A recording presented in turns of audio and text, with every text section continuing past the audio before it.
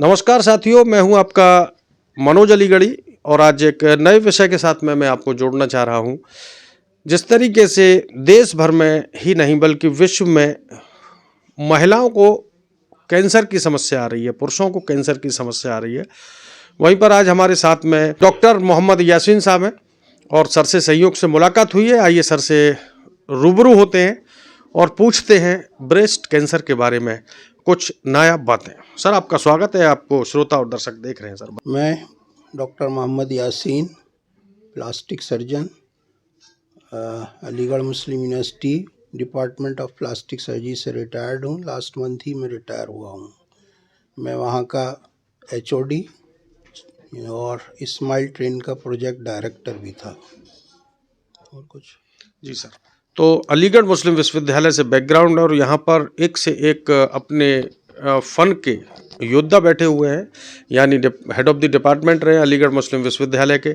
और सर, हमारी और आपकी जो बातचीत है वो यकीनन बहुत सारे श्रोता और दर्शकों को लाभ देगी। सर, आम तौर पर सुनने में आ रहा है कि महिलाओं को ज़्यादातर ब्रेस्ट कैंसर हो रहे हैं और अभी कल का ही मामला है, एक जानकारी में आया और कल एक ऑपरेशन हुआ ब्रेस्ट कैंसर का।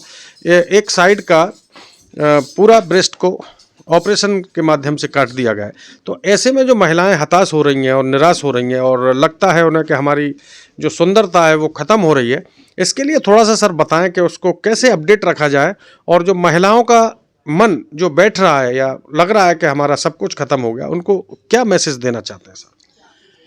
ऐसे में इसके लिए मैं मैसेज देना चाहूँगा कि उनको डिप्रेस होने की ज़रूरत नहीं है। ब्रेस्ट कैंसर सर्जरी के बाद ब्रेस्ट को बनाया जा सकता है रिकन्स्ट्रक्टिव सर्जरी करके। और जी, तो ब्रेस्ट का चाहे पूरा पार्ट हो या पूरा ब्रेस्ट हो, दोनों ही स्थिति में ब्रेस्ट को दोबारा से बनाया जा सकता है ताकि महिलाएं अपना स्वस्थ रहें और मेंटली डिप्रेस्ड ना हों।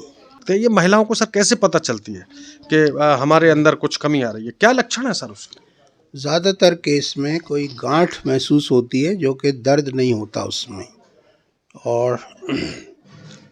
और ये थोड़ा सा, अब तो पहले तो लेट एज में होता था, लेकिन अब तो ये बहुत ही यंग एज में भी देखा जा रहा है। तो अगर कोई भी गांठ महसूस करे, उम्र खोले सर, यंग एज से क्या मतलब? यंग एज से मतलब अब तो ये है कि 20s में भी वो लड़कियां आ रही हैं जिनको ब्रेस्ट कैंसर भी हो सकता है। तो अगर कोई भी गांठ देखती हैं, अपने ब्रेस्ट में फील करती हैं, तो उनको तुरंत सर्जन को दिखाना चाहिए और जांचें करवानी चाहिए ताकि ब्रेस्ट कैंसर अर्ली स्टेज में पकड़ा जा सके और उसका तुरंत इलाज हो जाए। अगर जल्दी आती हैं महिलाएं इस टाइप की, तो उसमें पूरे ब्रेस्ट निकालने की ज़रूरत नहीं है। उसको हम थोड़ा पार्टली निकालते हैं और पार्टली हाथ के हाथ बनाया भी जा सकता है।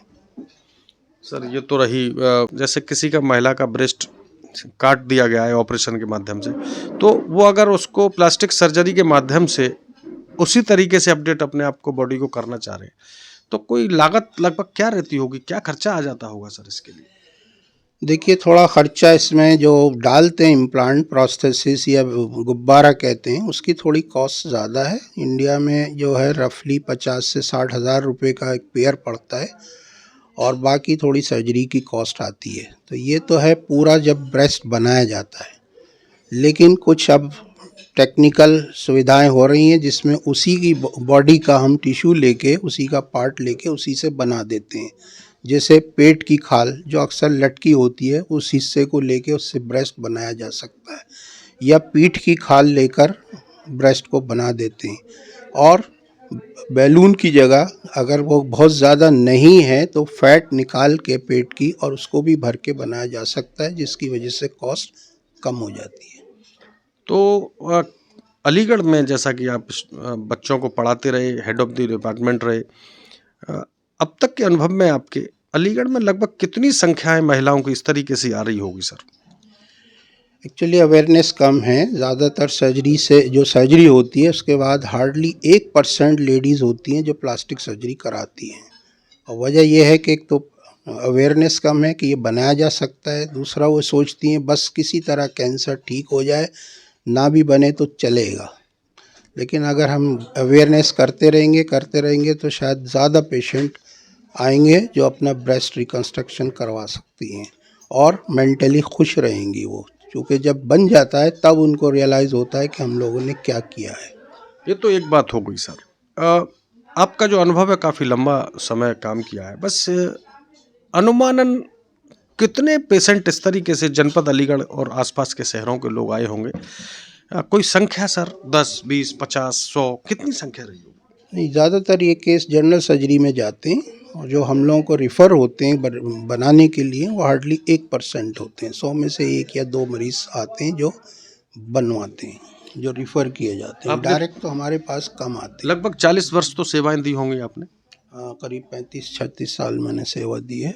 उस 36 साल पहले में और सर अब में रेशियो की अगर बात करें तो कहाँ पर टिक रहा है ये कैंसर, ब्रेस्ट कैंसर?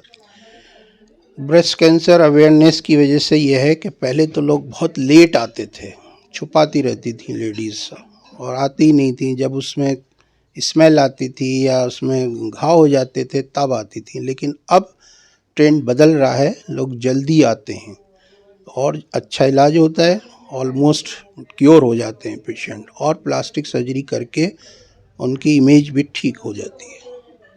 और कुछ सर श्रोता दर्शकों से कहना चाहेंगे? मैं यही कहना चाहूँगा कि इसमें शाई ना हो, छुपाएं नहीं अपने मर्ज़ को। अगर कोई भी गांठ महसूस करे कोई महिला अपने ब्रेस्ट में तो तुरंत उसको सर्जन को दिखाएं ताकि वो अपना ट्रीटमेंट जल्दी शुरू कर दें।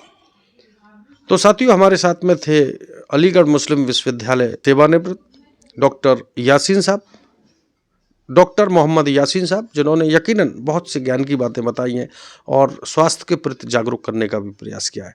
जो लोग इस वीडियो को देख रहे हैं अपने दोस्तों तक ज़रूर पहुंचाएं, जिससे कोई दबे छुपे लोग शर्माहट की वजह से अपनी परेशानी को घर वालों से साझा नहीं कर रहे हैं, वो ज़रूर डॉक्टर्स के पास जाएं और अपने स्वस्थ शरीर का बेहतर तरीके से ख्याल रखें और जीवन आनंद से व्यतीत करें। मैं हूं आपका मनोज अलीगढ़ी, जल्द मुलाकात होगी। बहुत बहुत धन्यवाद।